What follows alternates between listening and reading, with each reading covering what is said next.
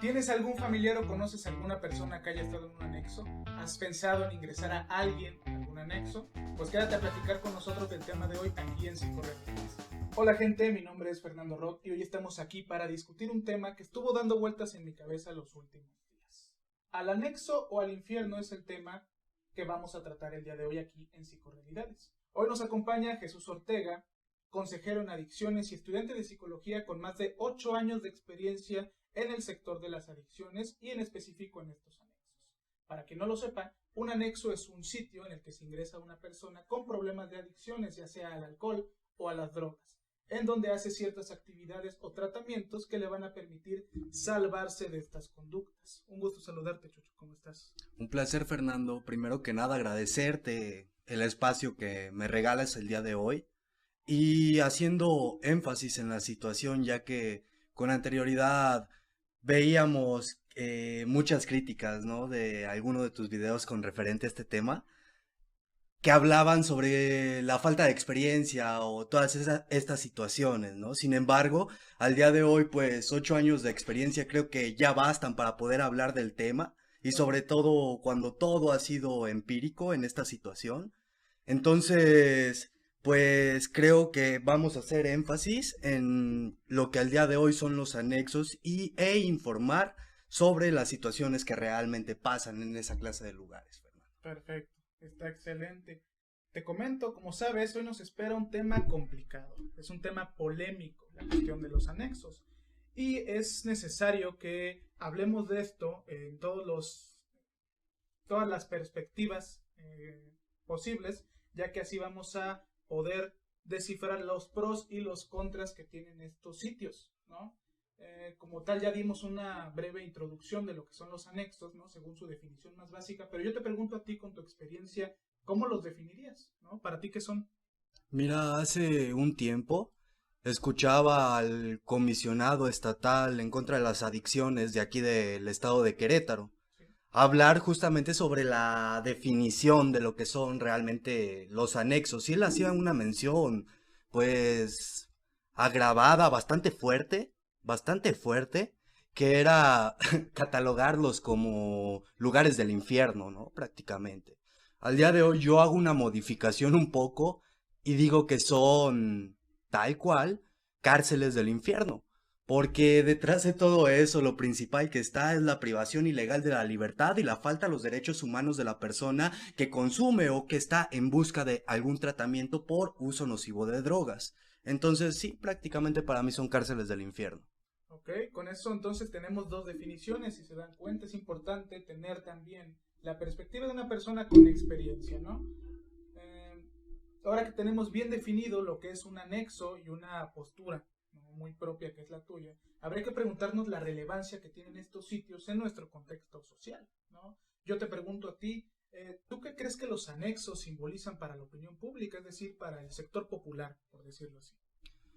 La parte simbólica socialmente a la que nos vamos a referir con los anexos, ellos como se presentan a nivel social es tal cual como organizaciones sociales o de la sociedad civil que justamente se dedican o hacen una labor altruista, o sea, de ayuda, que yo te echo la mano aquí, que mira, estoy recogiendo a la persona de la calle, que ve, estoy ayudando a las personas que tienen un problema, como es el caso de las adicciones, ve cómo le echo la mano a todo el mundo, en algunos de los lugares, mira cómo ando viajando por toda la República, compartiendo mi experiencia y lo que he hecho por otras personas, entonces pues principalmente se presentan como si ellos hicieran una buena labor social. Aquí el detalle y la problemática es que las personas realmente no saben lo que se encuentran detrás de los llamados anexos y detrás de su supuesta labor altruista. Esto es lo que vamos a enfatizar a continuación, Fer. Ok, muy bien. Ahorita que tú mencionas la parte de la labor altruista que funciona como máscara, ¿no? Ujú. Como máscara de lo que realmente son estos sitios, yo te pregunto a ti, estas personas, si supuestamente mencionan que es una labor altruista, ¿ellos hacen énfasis en que no reciben un apoyo económico? Es correcto, al hablar de altruismo, vamos a centrarlo al principal hecho de que me vean los demás, todo lo que estoy haciendo, de grabarlo, compartirlo en redes sociales, de hacer notar, por ejemplo, que le estás dando una moneda a una persona que se encuentra en situaciones complicadas o difíciles en situación de calle. ¿Ok? Eso sería una analogía, una parte semejante a lo que ellos representan de manera social. Hay aquí otra situación, Fernando. Ellos, al final de cuentas, sí están cumpliendo con una labor que le tocaría al sector público, que es atender esta cuestión de los problemas por el uso de drogas. Que una persona esté internada, que una persona esté recibiendo tratamiento, todo eso debería de haber un gran apoyo por parte del sector público. Sin embargo, a todas las instituciones públicas les ha sido difícil esta cuestión, este tema, y se lo han dejado al sector privado, por lo que a falta también de la propia regularización, ha estado provocando una serie de problemas de los cuales pues muchas de las veces no se tiene idea. Okay. Y eso es un punto importante, porque cuando no se tiene un apoyo, por decirlo, gubernamental, ¿no? Para tratar de evitar este tipo de situaciones de riesgo, ¿no? Y entonces la responsabilidad queda del lado del sector privado. Hablamos de que entonces hay más dificultades para una regularización, a que entonces más que una labor altruista se puede cobrar cantidades exorbitantes de dinero y la gente lo tendrá que pagar, porque cabe mencionar que para mucha gente es la única opción que existe, ¿no? Y yo creo, es un punto de vista, que eso se debe a la desinformación, ¿no? Pero más adelante vamos a plantearnos cuáles son las posibles soluciones, ¿no? Para Es estos correcto. inconvenientes. Sin embargo, es importante recalcar lo que mencionabas, ¿no? Dejando de lado los tratamientos, o llamémosle pseudo tratamientos que se mantienen en estos lugares llamados anexos, cumplen con una labor social al final de cuentas, ¿no? Eso hay que dejarlo enfatizado, porque es parte de lo que se tiene como la opinión pública, o lo que simboliza para la población, ¿no? Que quita un problema de las calles. Es importante recalcar una cuestión que ya habíamos mencionado brevemente, que es la privación ilegal de la libertad, ¿no? Que se mantiene en estos sitios, ¿no?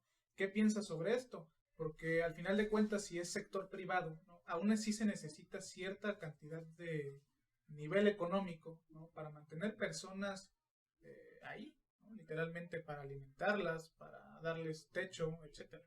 Así es, de hecho, pues el sector privado, a pesar de tratarse de una supuesta labor altruista, yo estoy completamente de acuerdo en que todo servicio que se brinde, la mayoría de los servicios brindados necesitan o tienen que funcionar con economía, con dinero. Debe de haber algo que los impulse y que los mantenga.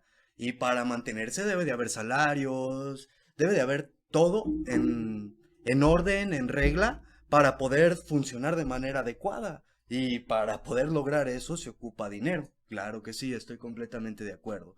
Estas asociaciones civiles, que es como normalmente están denominados, los anexos o los que alcanzan a estar constituidos, hay centros de tratamiento o anexos que ni siquiera un acta constitutiva alcanzan, y eso es porque es como ellos se lo plantean y deciden en qué gastar su dinero o qué tanto hacer con ese dinero, porque, pues, seamos realistas, en la mayoría de estos centros de tratamiento se cobran.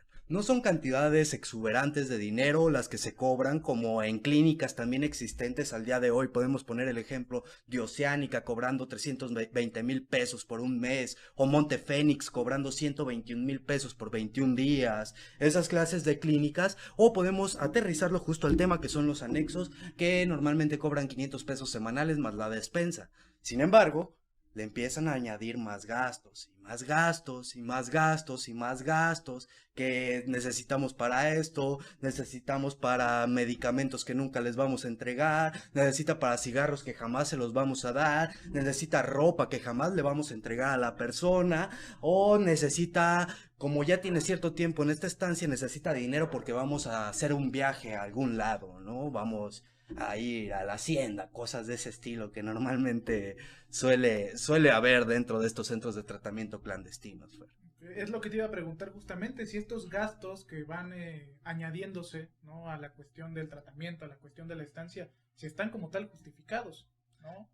No, Ok. lamentablemente no están justificados porque inventan cosas, ¿no? Que para extraer más dinero de los familiares o de las personas que están llevando a esta clase de pacientes a algún lugar a internar o a privarlos ilegalmente de su libertad, vamos, así directamente, no es internamiento, es privación ilegal de la libertad. En fin, mira, estas personas normalmente sacan dinero con el pretexto de que va a haber un tratamiento psicológico o va a haber una persona que los va a estar apoyando psicológicamente durante todo el tratamiento, que va a haber una revisión médica semanal, que va a haber en algunos casos hasta nutriólogo, maestro de yoga, maestro de gimnasio, y empiezan a inventar una serie de cosas que sí le hacen creer a las personas que tienen esta problemática en que ellos son el mejor lugar, porque se venden como buenos. Aquí vamos, otra de las formas que utilizan es, primero que nada, claro, yo no tengo nada en contra de la religión,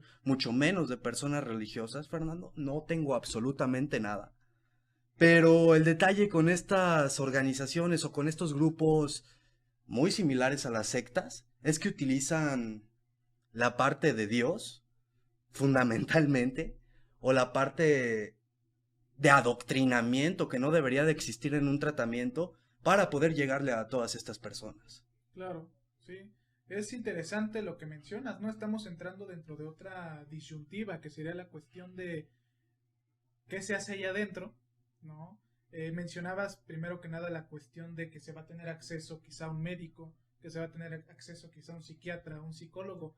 Yo te pregunto entonces de manera directa y tajante, allá adentro no se tiene psicólogo, psiquiatra, nutriólogo, todo eso. O sea, solo son gastos que justifican ellos diciendo que eso va a existir, pero realmente no pasa.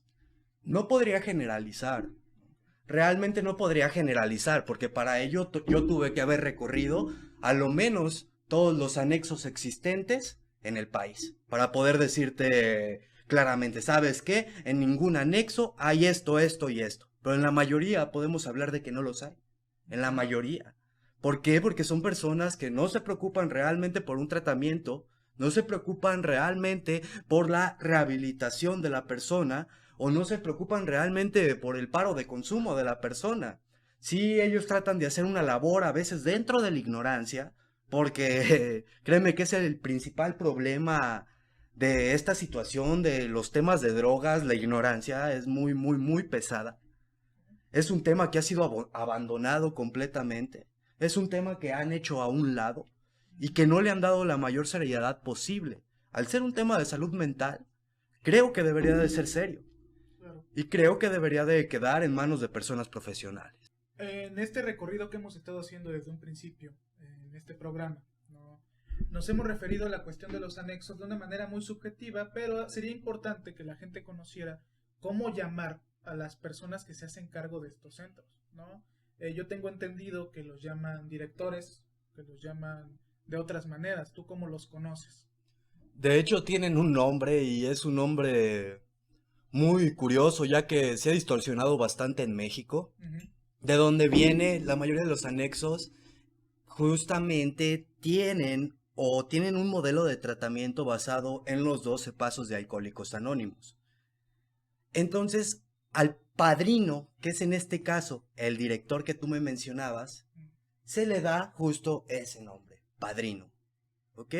El padrino viene de la distorsión existente de una persona que te está patrocinando. El nombre real que existe detrás del padrino es un patrocinador que utilizaban en Estados Unidos para las personas que llegaban a los grupos de alcohólicos anónimos a tratamiento, y el patrocinador, o lo que se conoce aquí en México como padrino, para lo único que servía era para apoyarlo en la cuestión económica o de transporte, o que si no tengo para comer porque llego en una situación grave debido al uso nocivo de alcohol, él le echaba la mano, vamos, le echaba la mano, y en México se distorsionó a padrino, que les da una cantidad de cualidades increíblemente superiores Ujú. ante cualquier persona en el mundo. No, y aparte cabe mencionar, digo, al final de cuentas el término padrino, ¿no? Tiene una simbología muy extensa, ¿no? Podríamos pensar incluso en cuestiones de la Cosa Nostra, ¿no? Así es. Italiana. Entonces, al parecer, por lo que mencionas, ¿no? El padrino tiene un lugar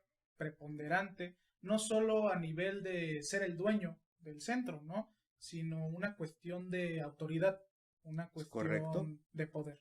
Así es. El padrino como tal es la persona que toma las decisiones, que lleva la batuta de todo lo que se va a hacer, que lleva la operación directa del centro de rehabilitación y detrás de él hay personas que lo respaldan. Yo les llamo operadores, sin embargo, dentro de los tratamientos o centros de rehabilitación se les conoce como servidores, que son personas que han estado internas, que finalizaron su tratamiento y que después de haber finalizado su tratamiento ya ayudan dentro del centro de rehabilitación. En la mayoría de los casos no han finalizado su tratamiento y son mismas personas que se encuentran en tratamiento dando tratamiento a otros. Es importante mencionar la cuestión, hacer énfasis en la cuestión del tratamiento, ¿no? Porque hace un rato tú mencionabas que existe cierta distorsión, cierta, no sé si lo estoy interpretando bien, manipulación consciente a través de lo que es la cuestión religiosa, Así ¿no? es. Mencionabas que aquí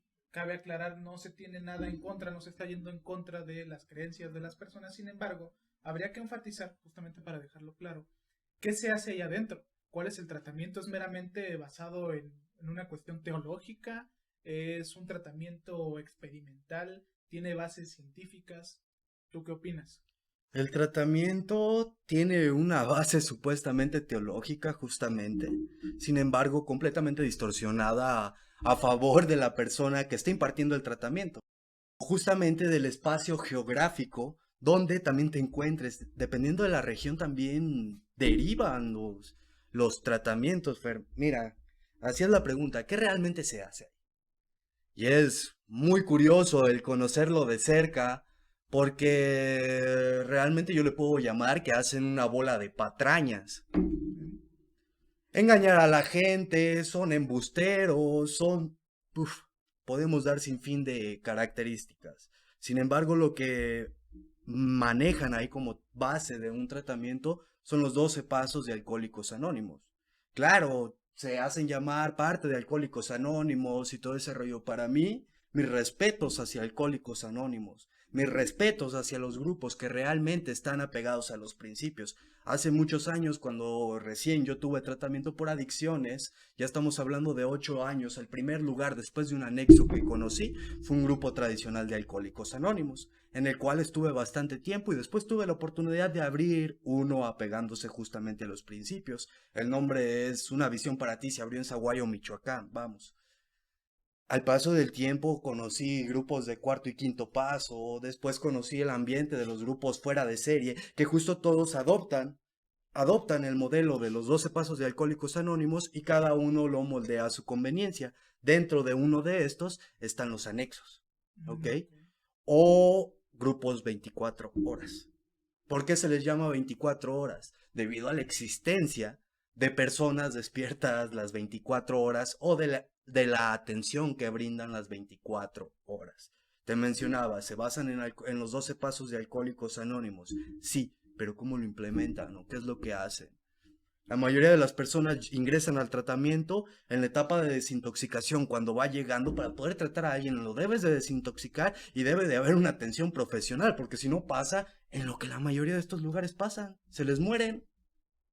Y vengo de lugares donde ha habido muertos dentro del anexo. Se les mueren, Fernando, porque no saben cómo tratarlo. Oye, ves a una persona, a uno de los operadores, servidores, por no decirles más feo, los ves dándole chanclazos a una persona que está convulsionando, que porque eso le va a ayudar para enviar nuevamente sangre o hacerlo reaccionar, no sé qué carajos, y a otro poniéndole una cebolla en la nariz y el otro poniéndole alcohol en el ombligo que para que deje de convulsionar. Dándoles de tomar té y que eso va a ser lo único que los va a ayudar a personas que ya necesitan un tratamiento tanto psiquiátrico porque son alcohólicos ya fisiológicos que su cuerpo los pide el alcohol realmente y lo tratan de esa manera, creo que no se me hace correcto. ¿Tú qué opinas? No, pues definitivamente no. Como decías en un principio, sería irresponsable generalizar, ¿no? Decir que cada centro de tratamiento llamado anexo tiene las mismas prácticas. Sin embargo, quizá podemos hacer una cuestión más enfática, ¿no? Que sería decir, tal vez los que no tienen una regularización son los que en su mayoría, en promedio, tienen estas prácticas. Pues respecto a lo que mencionabas, opino que es importante la cuestión de la desintoxicación. Como hablábamos hace unos momentos, pues estas personas vienen de una problemática de adicciones, no sé si llamarlo crónica, si cabe el concepto. Sin embargo, me parece irresponsable, ¿no? Por como lo comentabas hace unos momentos, me parece irresponsable la manera en que se hace, Así ¿no? es. Mencionabas la tan aclamada y famosa táctica del chanclazo, ¿no? Que deviene incluso de la misma cultura mexicana, ¿no?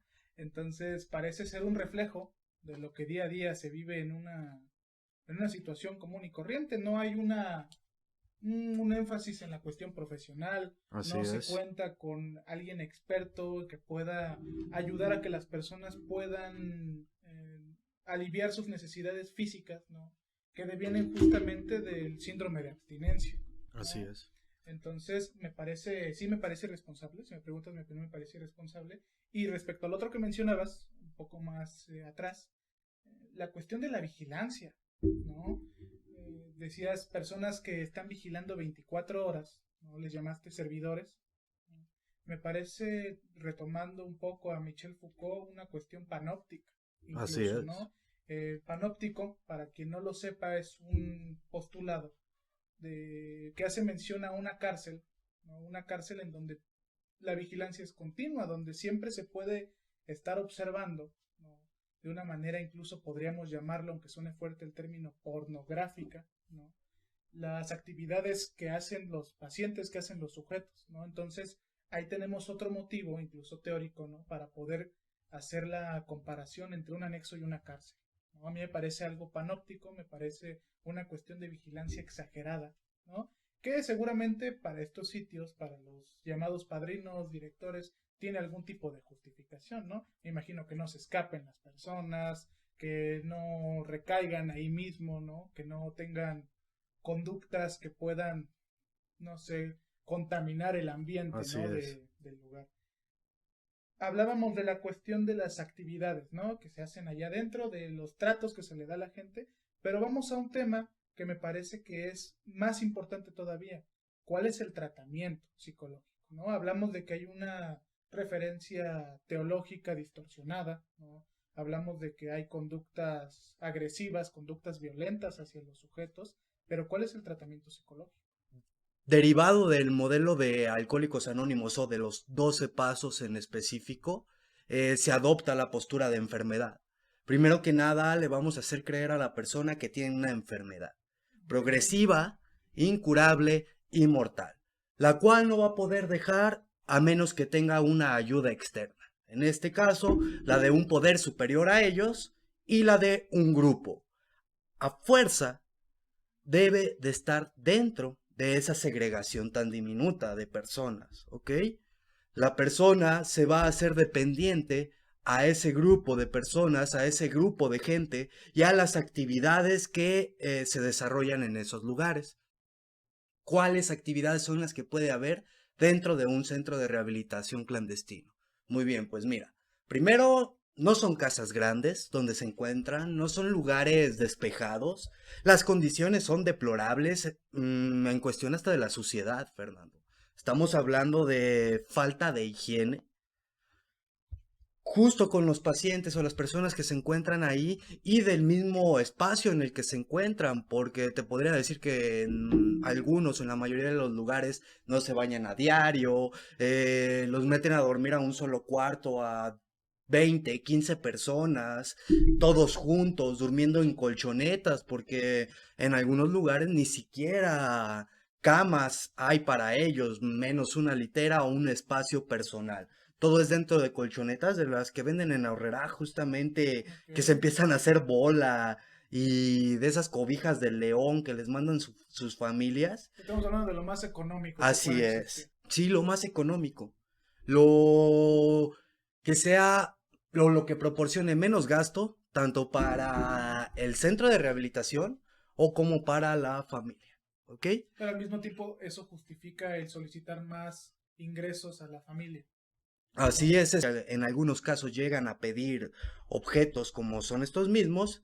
¿Qué crees que pasa? Pues ya los tienen, entonces el dinero es para ellos y Obviamente, pues la parte económica empieza a aumentar. No estamos hablando de mucho, lo repito, pero ya cuando lo multiplicamos por la cantidad de personas que pueden tener estos centros de tratamiento residenciales, ¿qué crees que pase? Pues se empieza a multiplicar y ya es un negocio redondo, prácticamente. Y no estoy en contra de que lo sea, pero estoy a favor de que deben de cumplir con lo que ellos promueven o dicen que le van a brindar como servicio de tratamiento. Y ya desde ahí, yendo a lo que preguntábamos del tratamiento, desde las condiciones del lugar ya se condiciona el tratamiento, ¿no? Al final de cuentas, aunque un tratamiento pueda ser bueno, y hay que hacer, darle importancia a esto, aunque un tratamiento pueda ser bueno o efectivo, si las condiciones del lugar no son las mejores, que es de lo que hablas, ¿no?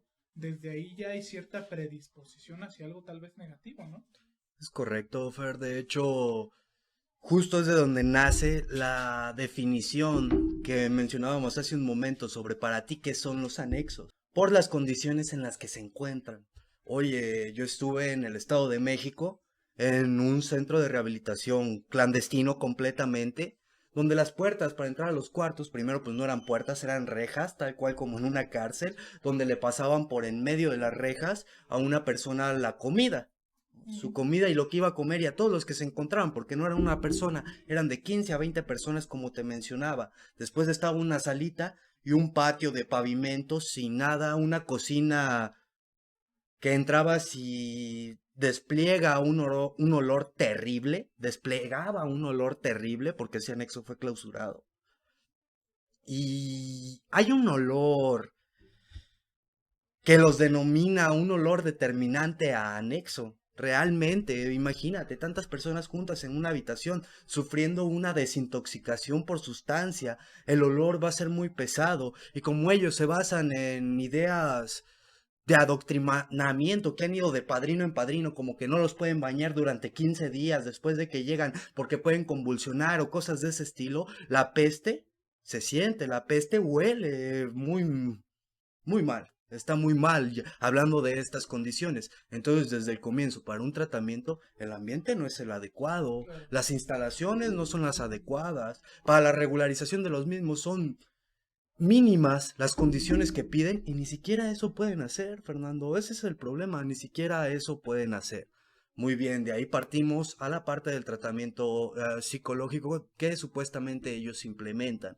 Es el hecho de juntas, no son de Alcohólicos Anónimos, yo te lo digo, no son de Alcohólicos Anónimos.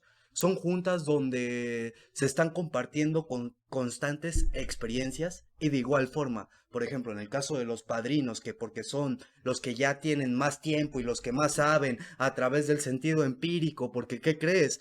Hacen una falacia de autoridad completamente diciendo que ellos, al ser los padrinos y los que tienen ya mayor experiencia y más tiempo en haber dejado el consumo de lo que sea, ellos son y pueden decidir lo que se tiene que hacer con las personas, solo mediante eso, solo mediante Estamos eso. hablando entonces, teóricamente mencionabas una falacia de autoridad o falacia ad verecundae, ¿no? La conocemos, que es justamente a través de la cuestión de poder, de la cuestión del grado que tenga una persona, de la experiencia, afirmar que esta persona es experta en un tema, Así ¿no? es, Cosa que es completamente falsa, es es una falacia correcto. lógica. Entonces, lo que tú mencionas de las juntas, me gustaría que hicieras más énfasis en eso. ¿Cómo son estas juntas?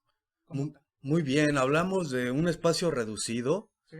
donde vamos a sentar a todas las personas que están en todas las habitaciones. Estas juntas van a ser como mínimo de 3 horas y vamos a tener 3 juntas al día, ¿ok?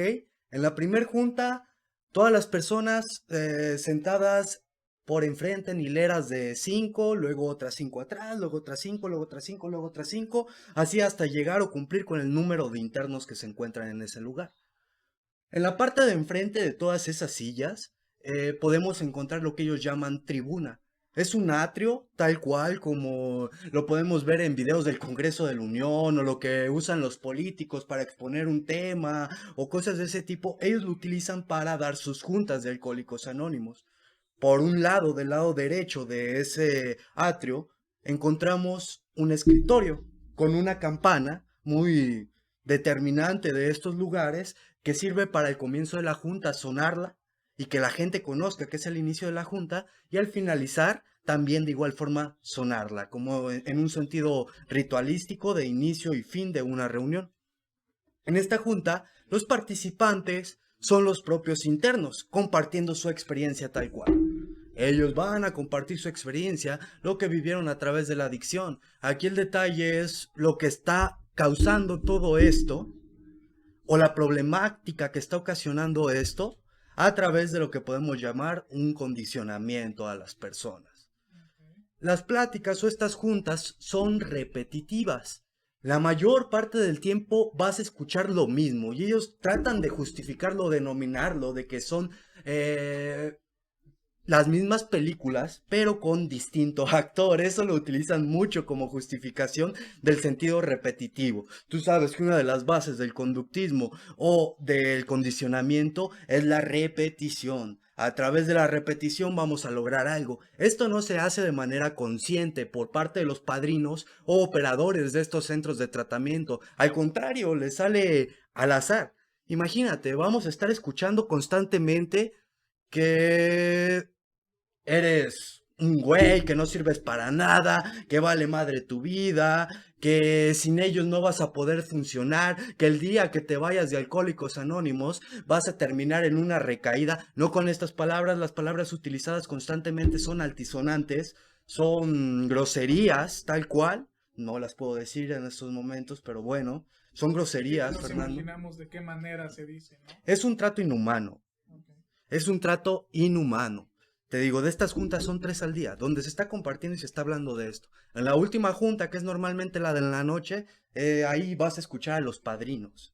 Los padrinos no solamente es uno que es el director, sino va a haber toda una bola de sujetos con experiencia o que han dejado de consumir dentro de Alcohólicos Anónimos, que ya tienen bastante tiempo, que van a ir en un sentido de darle la clase a la persona, de decir cómo se tiene que vivir, cómo se le tiene que hacer, y justamente lo que ellos llaman terapear. De manera directa le van a decir a la persona o que se encuentra en el tratamiento de manera residencial qué es lo que está haciendo mal o cómo se ve mal, denigrándolo y humillándolo. Esto, escucharlo durante 3 veces al día.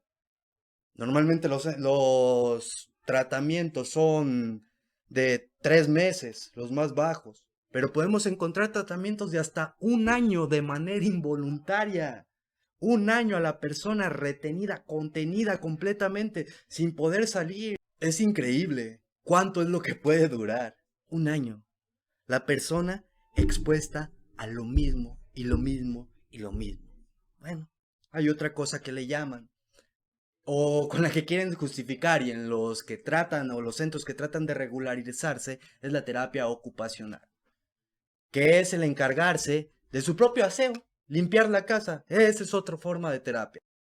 Sobre la supuesta disciplina, o lo que ellos trabajan como disciplina, también le van a brindar tratamiento a la persona o al paciente que se encuentra ahí. ¿En qué consiste la disciplina? Ok, aquí ya vamos a hablar de otro tema, aparte del tratamiento.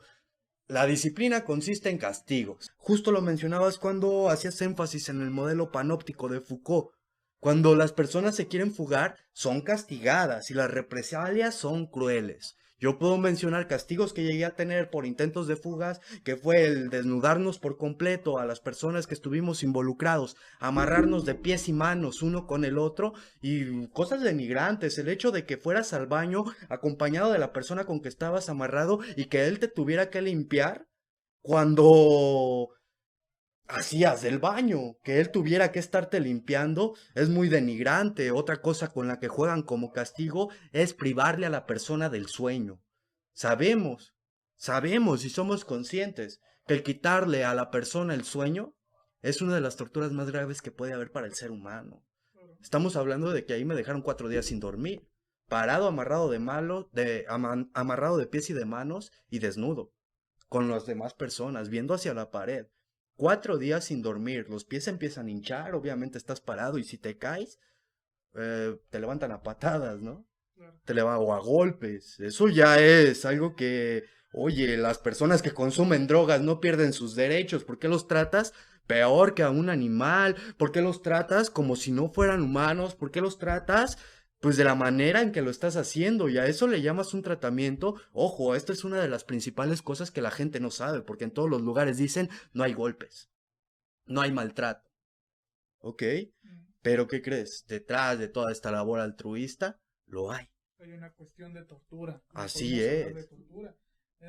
Supuestamente en México existen mecanismos para la prevención de la tortura, ¿no? Es interesante cómo no se hace mucha difusión de este tipo de situaciones que existen, pero no podemos negar que existen, en donde gente ha fallecido, ¿no? Por los tratamientos, por las correcciones que se hacen en este tipo de sitios, ¿no?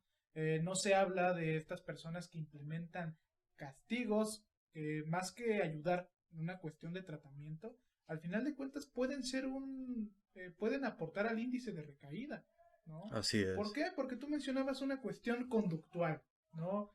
Mal implementada, un conductismo mal implementado. Mencionabas la campanita, parece incluso algo esquineriano, Es ¿no? correcto. En donde las personas son básicamente tratadas como animales, ¿no? Cuando mencionabas las rejas, el entorno, ¿no? Parecía la analogía de un zoológico. Por lo que hablábamos entonces es un conductismo mal empleado, inconsciente tú lo mencionabas, porque no parece ser que las personas que están a cargo tengan una perspectiva teórica fundamentada, Es ¿no? correcto. O una perspectiva práctica más que su propia experiencia, ¿no? De cómo implementar un tratamiento. Al final de cuentas son gente que quizá logró dejar el consumo problemático, que justifica su experiencia en los años que lleva sin consumir, ¿no?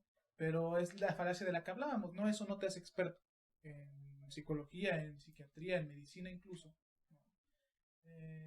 Y al final de cuentas hablábamos de una cuestión de conducta, ¿no? De cómo tratan de modificar la conducta mediante la exposición continua del maltrato, mediante la exposición continua de los relatos que cuentan estas personas, ¿no?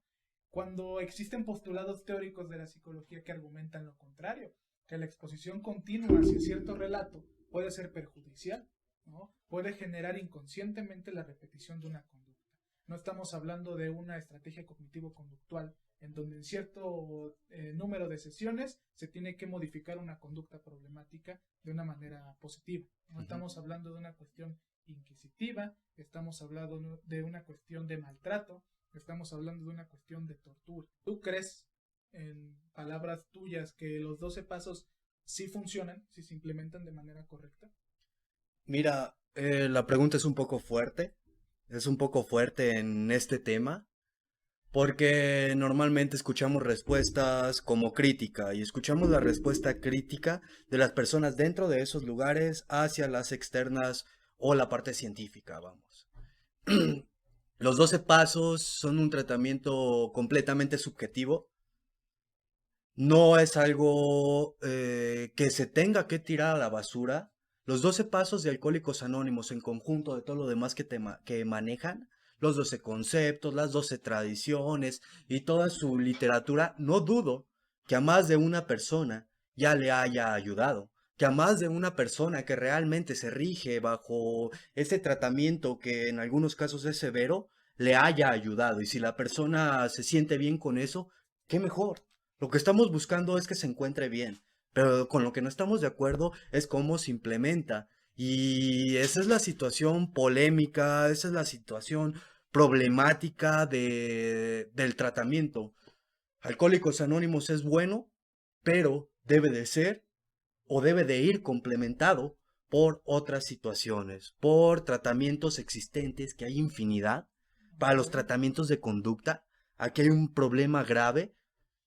El problema es de situación conceptual. Vamos a partir de un punto clave. Desde cómo definas la adicción, es cómo la vas a tratar. En estos lugares la definen como enfermedad. Cuando le das a una persona la cualidad de enfermo o de que está enferma, en muchos de los casos, le quitas todo lo que él puede hacer por sí mismo. Él no puede hacer nada. Tiene que venir alguien más y curarlo y hacer algo por él. Genera una dependencia. Justamente, y eso es un error colosal, vamos, porque el cambio en sí, basándome en el modelo transteórico de Prochaska y Di Clemente, que son uno de los padres de toda esta rama de las adicciones y sus tratamientos, o de conductas adictivas, como me gusta más llamarle, mencionan que el cambio se genera por sí solo, que lo único que podemos hacer al respecto es incitar o motivar a la persona para que cambie. Por lo que mencionas, creo que una de las problemáticas, que es un punto de vista personal, es que la gente tiene miedo de explorar estos temas, ¿no? ¿Por qué? Porque son polémicos, al final de cuentas, ¿no?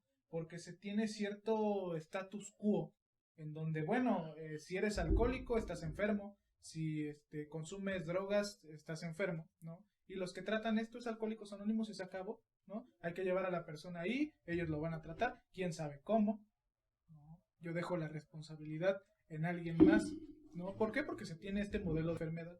Al final de cuentas, tú por lo que planteas, el cambio en estos tratamientos sería también el cambio en el concepto, Así ¿no? es. Empezando por el concepto, cambia también el tratamiento. ¿Por qué?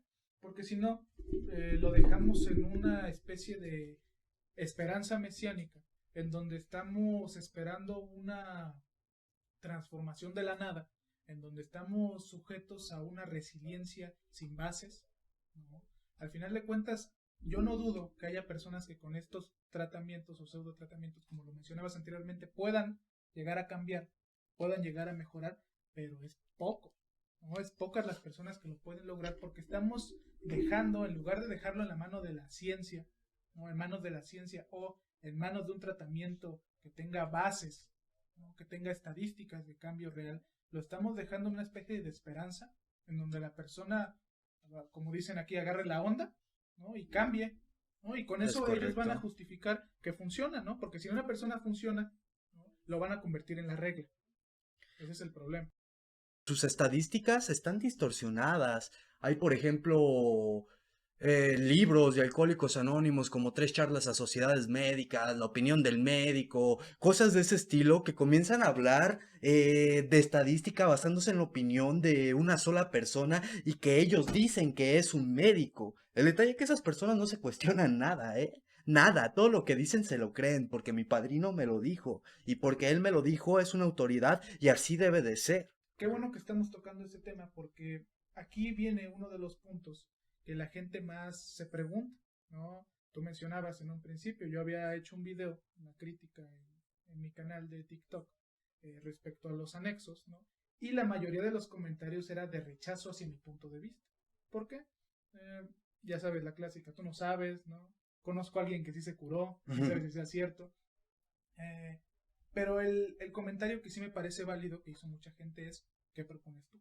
¿Cuáles son las propuestas? ¿Qué es lo que la gente no ha visto? ¿No? ¿Cómo podemos quizá innovar en el tema? ¿Cuáles son las alternativas que podemos desarrollar, que podemos proponer, ¿no? En la macroestructura social para que esta problemática vaya disminuyendo, ¿no? Para que no genere nuevas problemáticas? No se conoce que hay tratamientos gratuitos impartidos por por la parte gubernamental, ¿ok? Explicábamos hace unos momentos que el sector gubernamental no se da abasto, sin embargo sí regala una baraja de opciones, y que son gratuitas. Unas de ellos, si yo te pongo el ejemplo, son los CAPA, los Centros de Atención Primaria para las Adicciones, donde brindan desde atención psicológica, atención psiquiátrica, atención para la desintoxicación de la persona, pero no un tratamiento involuntario. La familia necesita ir al parejo en el tratamiento de la persona que tiene un problema de conducta adictiva. Debe de ir junto con él de la mano recibiendo tratamiento. Un buen terapeuta debería de poder convencer a las personas de tomar el tratamiento de manera residencial y no que lleguen 4 monotes por ti.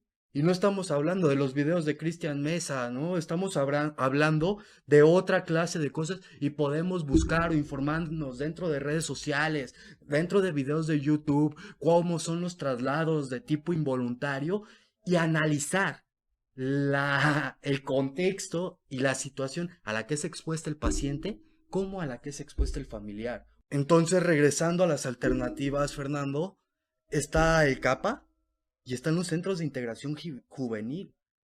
Los CIJ son tratamientos ambulatorios para personas con problemas de conducta, los cuales para poder costear el tratamiento te hacen un estudio socioeconómico Para que para... sea adaptable Es a cada correcto. persona. Y estas alternativas normalmente no se conocen. Y los centros de integración juvenil, basándose en el estudio socioeconómico, le brindan la oportunidad a la persona de ingresar a un tratamiento que podríamos hablar después del análisis exhaustivo que hemos hecho de los tratamientos en México, que está al nivel de Oceánica y Montefénix. Habría que hipotetizar, habría que concluir, y por qué no decirlo aunque sea polémico, ¿no? Que este tipo de problemáticas sociales se dan más en los sectores de escasos recursos, ¿no? Habría que pensarlo, sí. No decimos que la clase económica alta no tenga problemas de consumo, ¿no? Sería irresponsable y sería cegar la información. Sin embargo, admitámoslo, las personas que tienen estos inconvenientes, ¿no? Muchas veces no pueden pagar este tratamiento, ¿no? Un Oceánica, un Montefénix, ¿no? Entonces, es importante, y retomando un punto que dijiste anteriormente, la cuestión de la responsabilidad social y familiar me parece muy importante porque vamos a un ejemplo más sencillo, ¿no? La terapia individual, ¿no? Vayamos al ejemplo de la atención clínica a menores, ¿no? Generalmente cuando los padres llevan a su hijo a terapia, ¿no? Lo llevan con una perspectiva equivocada y cegada de lo que es. Es ¿Por correcto. qué? Por lo que decíamos, ¿no? El problema de la ignorancia, ¿no? Ellos llevan a que su hijo se componga, ellos llevan a que su hijo cambie, ¿no? La conducta que ellos consideran que es poco beneficiosa, ¿no? Sin embargo, se van dando cuenta de que mucho del problema recae también en ellos, y es cuando dejan de llevar al niño, ¿no? Pasa lo mismo en este tema, ¿no? Las personas dicen, bueno, pues mi hijo se droga, mi papá se droga, etcétera, yo lo llevo, ¿no? Y que se hagan cargo, y yo no me hago responsable. Que es provocar un efecto bola de nieve ¿Okay? en todo el sistema familiar para que por un cambio de una persona significativa de la familia y el poder que tiene esa propia persona dentro del núcleo familiar pueda cambiar a los demás. Entonces no necesariamente la familia tiene que asistir por completo y aún así están recibiendo un tratamiento. Podemos ir dando nuestras conclusiones, ¿no? En primer lugar, la cuestión del tratamiento, qué mejor que siempre acudir a la interdisciplinaridad, ¿no? La cuestión de la responsabilidad familiar y social, ¿no? La cuestión de la regularización podría ser otro punto, ¿no? Que se tenga mayor responsabilidad por parte del sector gobierno, ¿no? Para resolver estas problemáticas. ¿Quieres dar una conclusión, un comentario final, Chucho? Claro que sí, ya justo para finalizar, Fernando, una parte que no se nos puede pasar es la cultura prohibicionista existente con respecto a los temas de droga. En México hasta el día de hoy son un tema tabú, un tema que se me hace muy fuerte que no exista el interés que debería de existir. Lamentablemente no lo hay por parte de profesionales, no lo hay, y se ha excluido o hecho a un lado por muchas personas, y esto viene desde el prohibicionismo existente. Tú no puedes prohibir algo que se desea porque va a estar expuesto a desearse más. Lo prohibido normalmente es lo más deseado en pues el sector social. Y hablamos de un problema de educación a nivel general. En cualquier estatus social existe esta problemática de la distorsión que significan los temas de drogas o que tienen los temas de drogas. O nosotros realmente nos ponemos al tanto en estos temas porque la droga jamás va a desaparecer, o seguimos luchando en contra de ellos, seguimos resistiéndonos al respecto, seguimos tachando a las personas, seguimos estigmatizándolas y seguimos generando más personas con cualidades alcohólicas o adictivas. Se los dejamos como pregunta entonces a ustedes. ¿Creen que la prohibición es el problema con las drogas?